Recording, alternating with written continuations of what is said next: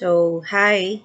This is the continuation of what I actually asked you to do, read and study about recursion. So, I'm going to give you 5 examples of recursion. First is I'm going to do the solution for the Fibonacci series. This is actually the uh, lecture that we had. I mean the slides from the first part of recursion. So let's have the solution for Fibonacci. So given this snippet algorithm for Fibonacci, and then we're going to do the solution in performing. How are we going to do the Fibonacci equation? Okay, we're not going to use a stack frame first, but from the next example, I'm going to also include a stack frame. Okay, so in this example, I'm going to use n equals 4, and then we're going to make use of 4 as we go along with the algorithm of the Fibonacci series. So let's have the solution. Okay, so again, for example, 4 has been already submitted within the main program and sent it in an algorithm or function fib. Then n is actually 4, of course. Then we test n if it's less than 2. If it's not less than 2, then we're going to do the return fib n minus 2 plus fib n minus 1. So in this solution, we're going to type fib, okay, parentheses, and then since the first in the return is fib n minus 2, so that's actually 4 minus 2, that's equals to fib 2 plus, and then fib n minus 1 is fib n minus 1 is 3. So that's actually the first equation that we get from n is equals to 4. Next, we have already two calls or recursive call of fib. Fib with an n of 2 and fib with an n of 3. So let's have first fib with an n of 2. So let's go back since we call the function fib. So n now here is 2. So if it's 2 less than 2, if it's false, then it will process else. Again, else is processing two equation for fib 2. So we're going to use fib parentheses.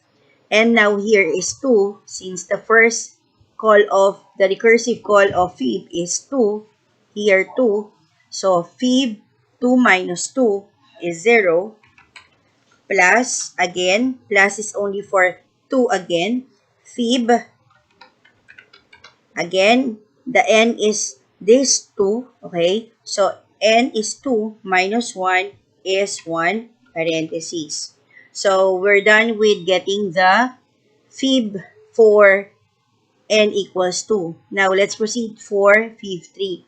But first, we use the plus sign between fib 2 and fib 3. And this is the plus sign between fib 2 and fib 3.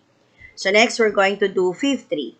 So, again, if n is 3, n is less than 2, so false. So, it will do the statement in the else portion. So, again, fib, parentheses, our n is 3, so 3 minus 2 is 1, okay? Then plus again, okay? Then fib n minus 1, again, n is 3, so this becomes fib, parentheses, 2. 3 minus 1 is 2. So that's the second equation, okay? Then again, let's have fib subscript 0. So if fib subscript 0, if n is equals to 0, is 0 less than 2? Yes. So we're going to return n. What's n? N is 0. So I'm going to type n. Plus this fib. Okay, fib 1. Again, if n is 1, if 1 is less than 2, that's true. So we're going to return n. And our n now is 1. Plus fib, another fib 1, our n is 1. Again, it will fall under 1 is less than 2. That's returning the value of 1 again. Okay? Next, the last fib, recursive call, fib 2.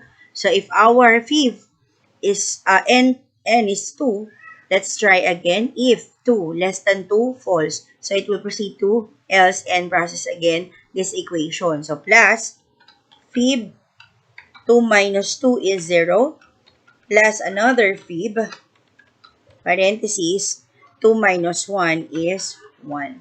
So again, we're not yet done. Sorry. We're not yet done.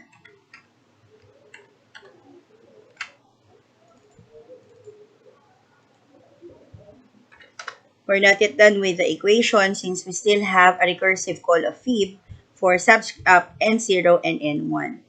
So let's have another equation. So let's just copy 0 plus 1 plus 1 plus fib 0. Again, n is equals to 0. Is 0 less than 2? Yes, that is also 0. Plus fib 1. N is equals to 1. Is 1 less than 2? Yes, again, return the value of n, which is 1. And finally, we can already add those with 1. The final answer, if n is equals to 4, Fibonacci series is equals to 3. Let's have another example. So this one is with activation record or with stack frame, and then we are going to do the solution for this algorithm. So let's have the activation record. So for the activation record, we're going to make use of a box. Okay, this is a box. So within the box, we're going to use the first algorithm with a base of 2 and the exponent. So I'm going to use power, then parentheses, 2, comma, 4. Okay? So again, if our exponent is not equals to 0, we're going to do this again. So let's have another stack frame. Another stack frame. So this time, this becomes what? 2. Okay?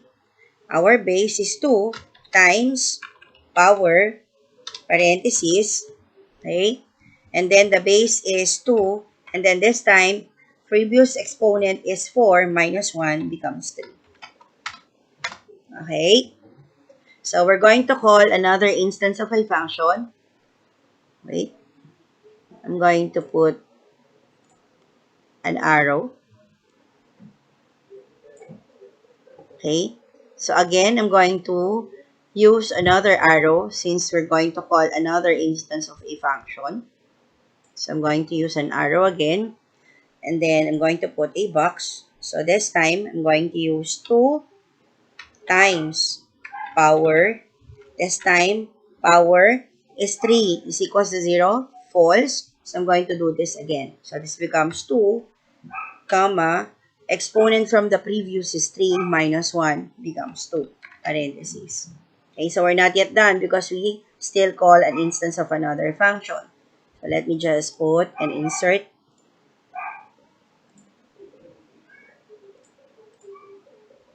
shape again.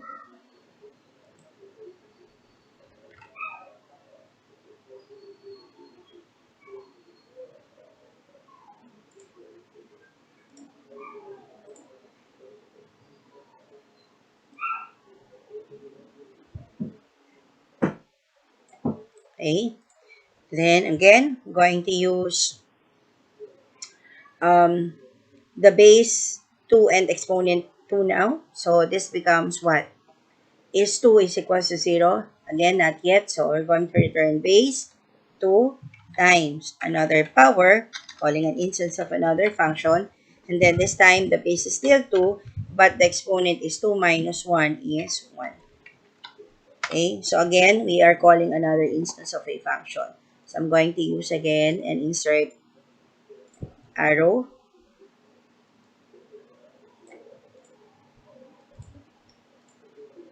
And then, go back. Base now is 2. Exponent now is 1. Is 1 is equals to 0. So not yet. So I'm going to return this. So this becomes 2 times power, parentheses. Base is still 2. But this time the exponent is 0. Parentheses.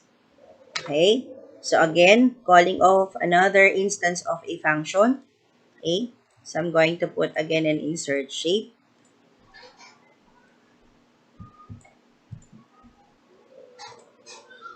Okay? So this time, our base is 2 and the exponent now is 0. Is 0 is equals to 0? Yes. So we are going to return now the value. Return 1. So